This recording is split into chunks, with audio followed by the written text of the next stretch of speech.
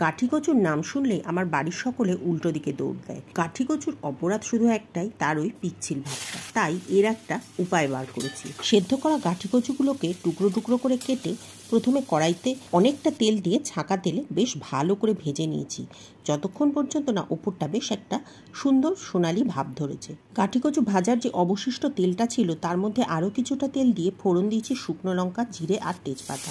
Tomato, আদা আর কাঁচা লঙ্কার একটা পেস্ট বানিয়ে ওর মধ্যে দিয়ে ভালো করে ভেজে নিয়েছি। এর মধ্যে 1 চামচ ধনে গুঁড়ো, 1 চামচ জিরে গুঁড়ো, 1 চামচ শুকনো লঙ্কার গুঁড়ো আর 1/4 চামচ হলুদ গুঁড়ো দিয়ে ভালো করে কষিয়ে নিয়েছি। তার মধ্যে দিয়েছি 100 গ্রাম বেছে রাখা চিংড়িটা দিয়েও এর সাথে ভালো করে কষিয়ে নিয়ে তারপরে ভেজে রাখা গাঠি কচুগুলো এর মধ্যে দিয়ে আরও কিছুক্ষণ ভালো করে কষিয়ে নিয়েছি।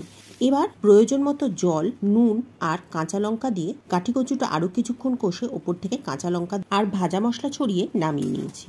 চিংড়ি দিয়ে গাঠি কচু একদম রেডি।